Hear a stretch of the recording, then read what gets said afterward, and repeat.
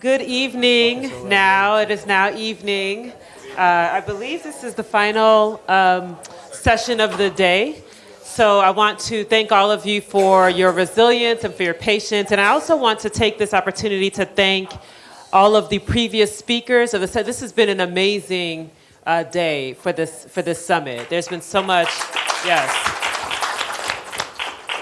There has been so much critical information shared, so I'm excited about what tomorrow has to offer. But for this session, we will be talking specifically about investment opportunities with the, beyond the trade area, but investment opportunities on the continent. And so with us today, we have Shakira Motan. She is the Trade Commissioner of the South African Consulate. And we also have the Honorable Ben Okoye, who is the Consul General of the Nigerian Consulate in New York.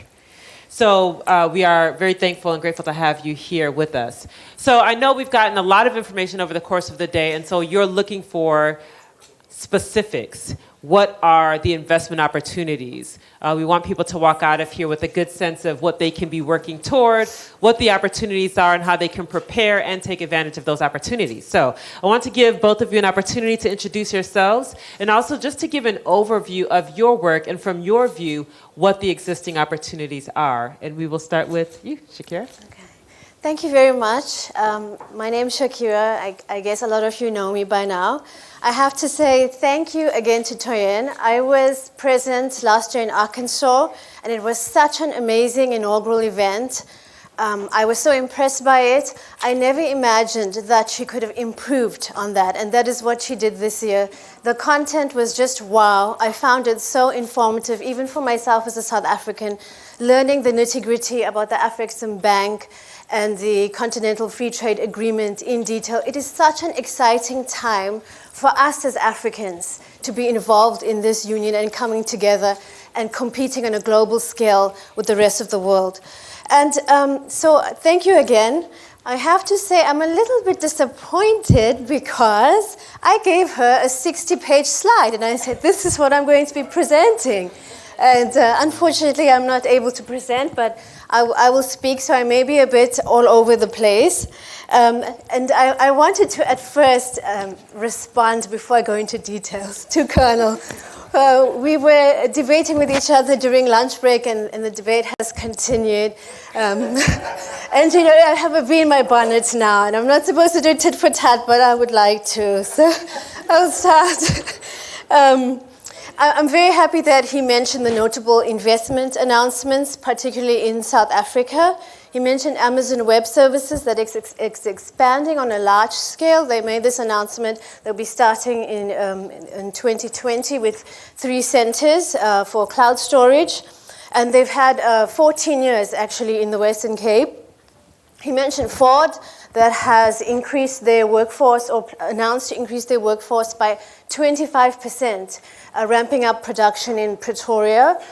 He didn't mention the recent announcement by PepsiCo to acquire a major South African manufacturing brand called Pioneer Foods.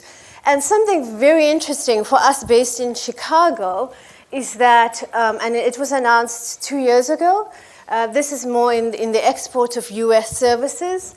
We have an agreement with a company that is regarded as a disruptor in the industry. It's called LanzaTech. It's a technical license agreement where we will use their technology to convert waste to ethanol, and that's going to be a huge plant in Mpumalanga. So I kind of defer in terms of the opinion on South Africa, as well as the number of US companies. I have quotes from people, the CEO of Land of Lakes, in terms of their bullishness about not just South Africa, Africa, and we have a host of US companies using South Africa as their headquarters. But I just wanted to talk about the issue of the credit card fees. And you know, we have a national credit regulator, and they have been tasked to investigate the fees that are being charged, the banking fees. They're supposed to be setting limits. And we have lots of agencies that have been established to check on private sector. Besides that, you mentioned the safety issues, and I have a headline saying 9 killed, 39 wounded in weekend shootings. But that's from CBS on last weekend in Chicago. So I think that we have this challenge all over the world. It's not just unique to certain countries. And then we spoke about corruption. I think that, again, we have lots of challenges all over the world. I know that there are these investigative journalism task team that focuses on different countries, and there's a lot of announcements recently about small island countries used as offshore destinations for many US companies. So this is something that we are encountering globally, but in South Africa, we have a very active media, and they are the watchdog of society, and that's why a lot of the things that are happening are out in the public, because the public has a need to know what's happening, as well as the need to know what government is doing structurally to focus on changing the sluggish growth rates and the high unemployment rates. And when we speak about opportunities, today we've heard a lot of information, we've had a lot of stats in terms of population growth rate, dynamics growth rates, GDP per capita, comparisons. But I think that what was missing, and what I have, and that is available in the public domain, it's actually a list of projects, investment pipeline projects. This is on the website of InvestSA, www.investsa.gov.za. And it focuses on those sectors that are of key priority to South Africa. Those sectors that focus on labor absorption, manufacturing activity, and infrastructure development. And I'm very happy, by the way, to note that my colleagues have flown all the way from South Africa to talk about the cross-border road transport agency and the implications across cross-border road infrastructure and how that's going to be dealt with in the future. Although I don't have that opportunity to share with you my 60 slides at this time of the day, you will have a presentation detailing that. And you know, the sectors that we focus on are so diverse. We have a very diverse export basket. We also have a very open economy, but we're focusing on advanced manufacturing, on the fourth industrial revolution and what the implications are for South Africa and the different industries. We're focusing on green and renewable energy. We've just updated our integrated resources plan, changing the allocation in terms of increase in green energy, increase in gas, reduction on dependence on coal. Mention was made of Aspen Pharmacare, which is a huge pharmaceutical company. We have many projects in the pharma industry. And we also have something similar to the Exim Bank in terms of industrial development zones, special economic zones, where we provide a host of incentives to companies, such as reduced corporate tax rates, customs-controlled areas, support in terms of skills levies, and just a one-stop shop in terms of hand-holding for foreign companies. And that encompasses the various sectors, like the automotive sector, which is concentrated in Pretoria and in the Eastern Cape, the agro-processing sector, and many others, key sectors, of which, because of time, and you see I have many papers around me because I have so much that I want to say.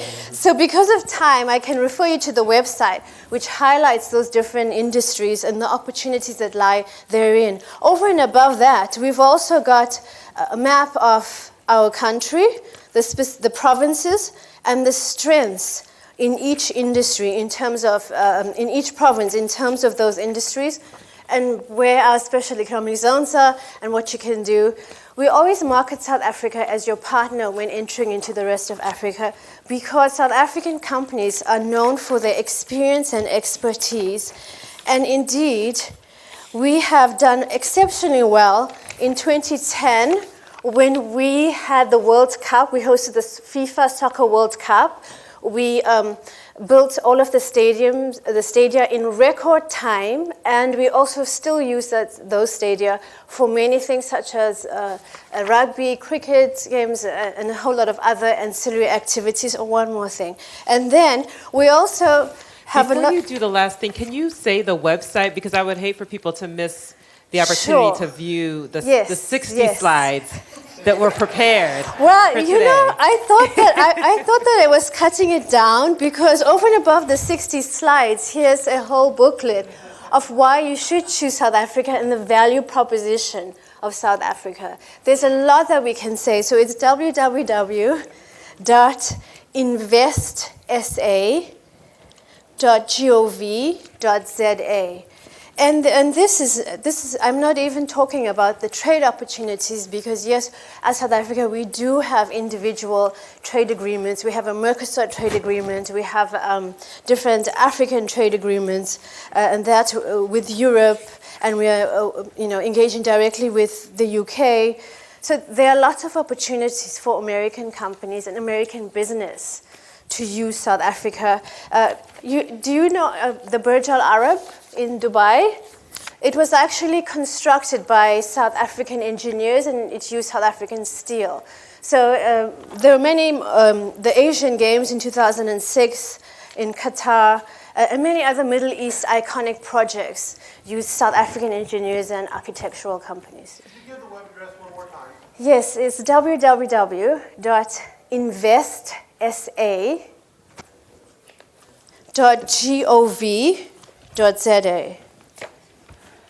So please, if you have an opportunity, I highly recommend that you check out the website. I wanted to use the first couple of minutes, or the first few minutes, to do some opening remarks on what the opportunities are. There's a lot of information there that you can delve into even outside of this session. I want to give Mr. Okoye an opportunity to talk about some of the specific investment opportunities in Nigeria that you can share with our group. Thank you very much for having me today. My name is Ben Okoye. I'm the Consul General of Nigeria in New York. Well, I think I'm here to talk about the investment opportunities in Africa. And if you want me to go in specifics to Nigeria, I'll do so, but that's not what I prepared for. Talking about Africa, like the last presenter was talking about, the focus now is in Africa. That is actually indeed the next place where things are happening. And Africa actually is increasingly becoming attractive, because a number of governments are beginning to do things differently and repositioning the narrative differently in terms of the focus now. Particularly in Nigeria, the issues about in the political landscape, the issues about the social investments in terms of infrastructure, in terms of the ease of doing business, and taking advantage of the opportunities that exist, outside the shores of Nigeria. And the areas like agriculture, for example, we're beginning to look at it critically as a way of business. In the past, people look at agriculture as just at the level of subsistence, but now it is a business for everyone. And government is beginning to divest in those areas, and a lot of incentives being provided. So as a result, that's beginning to attract a lot of investment. And the aspect of agriculture, in Nigeria now, is one of the most employment generating sector in the economy. So the incentives in that area is enough to attract any investor into Nigeria. Beside the population we have, you are aware Nigeria population is is a big attraction for any investor. When we're talking about business, we're not talking about just doing business. You are doing business to have return on investment. So in that aspect, in Nigeria is where you could count on. I was also very surprised when the figures were counted. I wasn't saying Nigeria, but the truth must be told. If you want to really have a return on investment, you must go where the patronage is there and the opportunities are there. Africa have those opportunities at the moment, and the competition is there. The world is turning to that direction, and it is important that we begin to take it seriously. In Nigeria specifically, in aspect of natural resources, there are a lot of it. We're endowed in it. Is it in gold? Is it in coal? Whatever. Those areas are untapped. Talking about arable land space, uncultivated, agriculture is vast. You can always have opportunity in that aspect of it. Then coming to manufacturing too, the opportunities are also there in specific terms. And oil and gas were also very, very, very there are potentials in that area also. So to summarize, major areas you could focus on in terms of taking advantage of investment in Nigeria and most African countries. You have oil and gas, in agricultural sector, the manufacturing available for you to tap in. Let me stop there for now. Awesome. I just lost my notes. That's very helpful. I think we heard a few key sectors, thank you very much, for investors to be able to take advantage of from both of you. So advanced manufacturing sector, agriculture, renewables, green energy, green technology, oil and gas, arable land, which is a huge industry where there are opportunities, and then natural resources. So these are just some of the investment opportunities that exist. The question that I have is specific to what investors would do to prepare to take advantage of these opportunities. So can you go over maybe 2 recommendations or 2 pieces of advice that you give potential investors when you're showing them the different opportunities to invest on the continent? How do they prepare? Okay. You're talking about Nigeria in specific. Let me talk about the requirement of power generation. That is an area that any investor can take advantage of.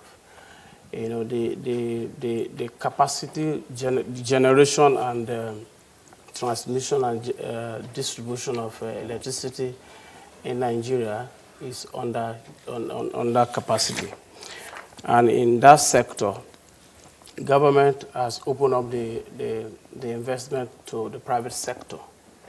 And investors have the opportunity to take advantage of that. That's one key area. Then secondly, like I mentioned, in the area of agriculture, that is also in terms of rice production, in terms of adding value to the products of agriculture. The full value chain in agriculture is also available for investors to take advantage on that aspect of it. There are a lot of incentives that have been provided, and the Nigeria Investment Promotion Commission is actually been mandated, to provide a number of incentives in that aspect of it. Regulatory agencies are very favorable to investors in that aspect of it. Then apart from agriculture, you can talk about the natural resources, the mineral resources in Nigeria. A lot of them, they could take advantage of it. So those are specific areas that I can't mention that people can take advantage of. Awesome. Shakira, can you talk about or give 2 examples of what investors can do to prepare for the sectors that you outlined? What are the 2 top things that you advise them? It's two, but I will go through the details. I think if we use the example, if you're an American investor, don't just listen to us, which is the South African department.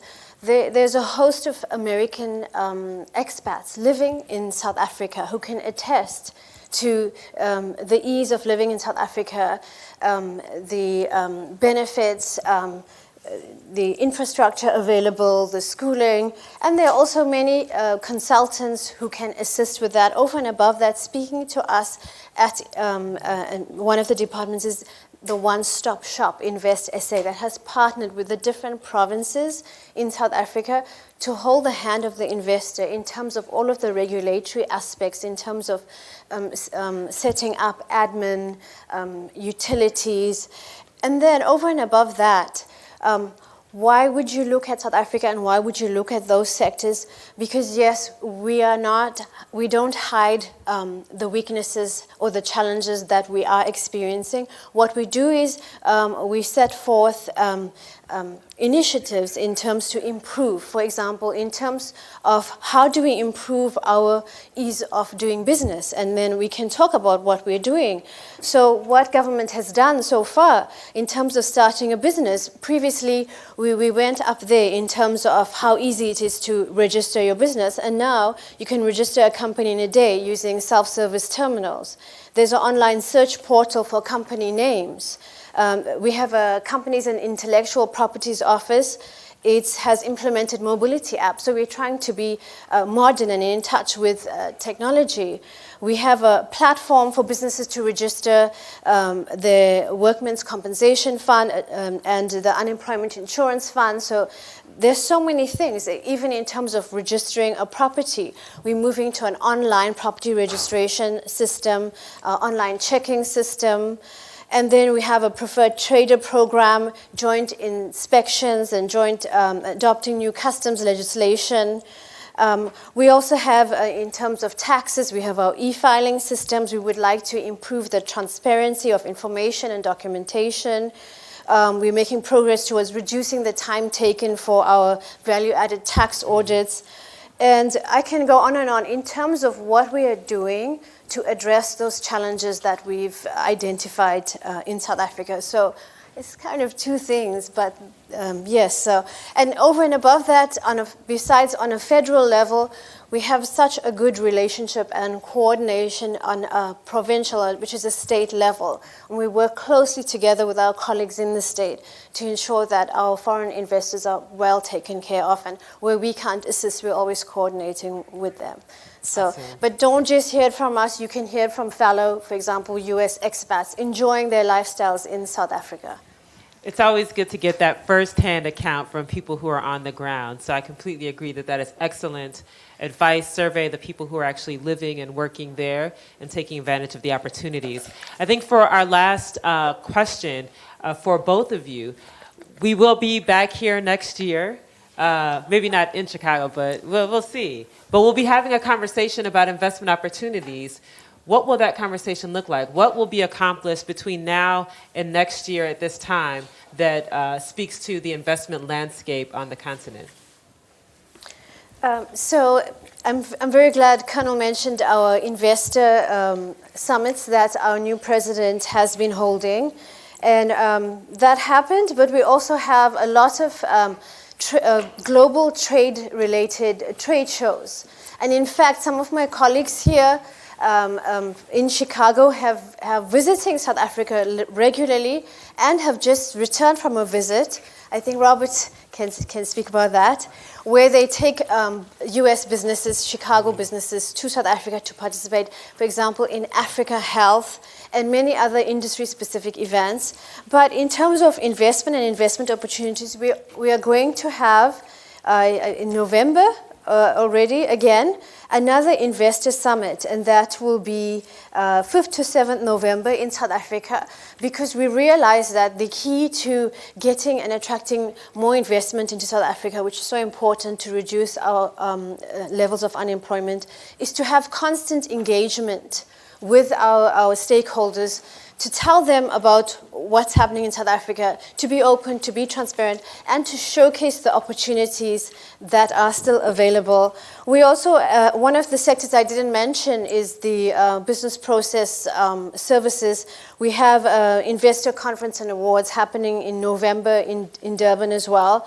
And just next month, we have a manufacturing Indaba. Indaba is a meeting or a coming together of key companies in the manufacturing sector, of which Rockwell Automation, a large US company, is very much involved in. So there's a lot of collaboration with the US companies. And we hope that next year, this time, unfortunately, I will not be here because I have 6 months left for my term. But next year, this time, we hope that we would have addressed those issues in terms of our state-owned enterprises, such as South African Airways, and such as also our energy challenges and our electricity regulator. And we hope to have far more investment than we currently have in terms of green energy. So, thank you. Mr. Okoye, any? Yes, thank you very much. Maybe I would like to say that next time, those who have taken advantage of Nigerian businesses or investing in Nigeria should be able to come and testify about investment policy protection in Nigeria. The government has taken some measures, to protect investors, that will take advantage of the opportunities out there. When the last speaker was talking about issues about ownership and all that, the law that is put in place now guarantee, investors to have ownership, 100% ownership, except some negative items that are not allowed in that aspect of it. Apart from that, we also issue issues of special incentives that will continue to encourage them to do their business in a very conducive environment. They will also have issues about return on investment, transferability of their capital, and returns. Those regulations have made it so easy that you can also get your money to wherever you want to, And then apart from that, we also have the issues that has to do with an alternative dispute resolution, in terms of where there are issues, in terms of default and all that. You have alternative international arbitration measures so that you can have, you're comfortable to do your business at every point in time. And you will have return on investment without these bottlenecks here and there before now. Thank you very much. Thank you. So it sounds like we have a lot to look forward to next year and a lot of reports that will be coming from the work that is taking place this year. So with that, let's give our speakers a round of applause. Thank you so much. Can I say one more thing? Yes, it's okay. Sorry, I also wanted to share just some stats. I have something by FDI Markets. It's the Ernst & Young's Africa Attractiveness Report 2018. The top 15 countries by FDI projects, and it refers to 2017. South Africa is sharing it with Morocco, but we still have the highest number of FDI projects in 97, 96. That's the same as Morocco. And then there's one more thing. I wanted to read this. This is a quote from Forbes, and it's by an American commenting on reasons why to invest in South Africa. And I found it a bit funny. South Africa is a country with gorgeous weather and beautiful landscapes. Think Los Angeles sans the earthquakes and bad NFL teams. Most importantly, South Africans are a warm and welcoming people. For these and many other reasons, I think you will enjoy a visit there, and you'll enjoy it even more knowing you've invested wisely in the country. So we are a very warm and welcoming people. We welcome you to visit South Africa and look at the opportunities there. Thank you. Thank you. On that note.